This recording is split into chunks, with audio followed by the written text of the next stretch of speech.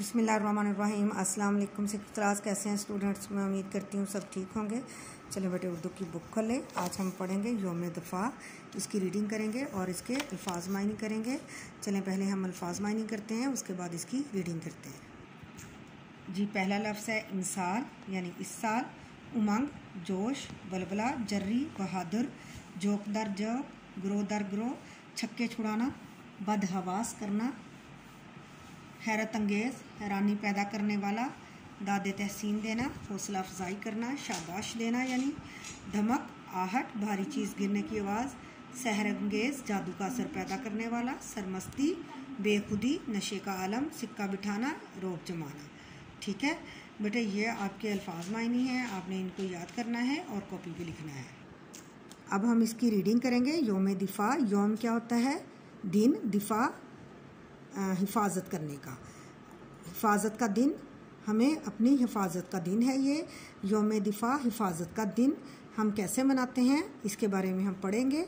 हर साल यौम दिफ़ा 6 सितंबर को मनाया जाता है। सितंबर 1965 की एक अंधेरी रात में हिंदुस्तान ने पाकिस्तान पर हमला कर दिया, लेकिन पाकिस्तान की बहादुर और जर्री फ़ौज ने दुश्मन के छक्के छुड़ा दिए, यानी उनको शिकस्त दी।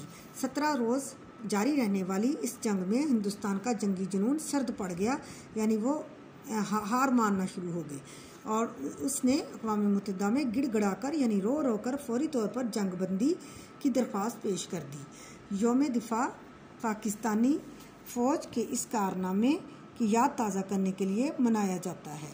यौम दिफ़ा की एक अहम तकरीब हर साल लाहौर के फोर्ट्रेस स्टेडियम में मुनक्कद की जाती है। हमारे स्कूल की एक जमात हर साल इस तकरीब को देखने के लिए भिजवाई जाती है। इमसाल हमारी जमात की बारी थी, यानी इस साल हमारी जमात की बारी थी। जमात की सभी लड़कियां उस्तानी साहबा की रहनुमाई में स्कूल बस के ज़रिए स्टेडियम पहुंच गईं। लाउड स्पीकर पर नशर होने वाले तरानों से फ़ज़ा गूंज रही थी, यानी फ़ज़ा में तरानों की आवाज़ें सुनाई दे रही थी। तकरीब के आगाज़ में अभी देर थी, यानी तकरीब शुरू होने में अभी देर थी। स्टेडियम में तमाशाई जोक दर जोक यानी कतार दर कतार हजूम की शक्ल में आते जा रहे थे। हर तरफ रंगों की बहार आई हुई थी। हम पहले से मखसूस की गई नशिस्तों पर यानी सीटों पर बैठ गए।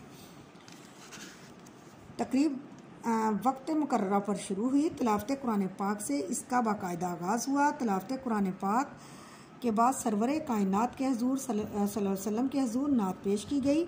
इसके बाद कौमी तराना पढ़ा गया। लोग कौमी तराने के एहतराम में अपनी जगह पर खामोश खड़े हो गए।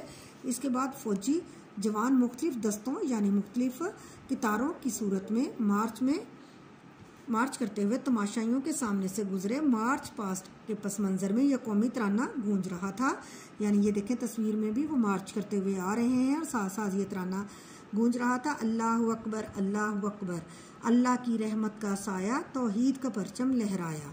ऐ मर्द मुजाहिद जाग ज़रा, अब वक्त शहादत है आया।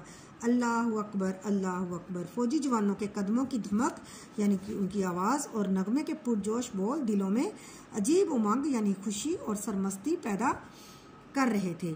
मार्च पास्ट के बाद फौजी जीपें और टैंक मैदान में आए। हम ये देखकर हैरान रह गई कि हमारे फौजी जवानों ने सिर्फ 3 सेकंड में तस्मे वाले जूते पहनकर राइफलें उठा ली। क्या जूते भी पहन लिए और तस्मे भी बांध लिए और राइफलें भी उठा ली सिर्फ 3 सेकंड में, और महाज पर डट गए, यानी लड़ाई के लिए महाज के लिए खड़े हो गए। उन्होंने अपनी राइफलों को खोलकर यानी अपनी बंदूकों को, अपने पिस्तौलों को खोलकर नीचे रखा और फिर 15 सेकंड में इनको जोड़कर हवाई फायरिंग करके दिखाई। यानी उनको इस तरह ट्रेंड किया जाता है कि जैसे आपकी राइफलें पड़ी हों और उनको अगर आपको पता चले कि हमें फ़ौरन से निकलना है और हमने फायरिंग करनी है, हम पे दुश्मन हमला अगर हो गया है तो वो फ़ौरन से अपने जल्दी ये काम कर सकें। सिर्फ उन्होंने 15 सेकंड में किया। गोया वो लम्हों ही में दुश्मन के साथ मुकाबले के लिए तैयार होने की तरबियत रखते हैं।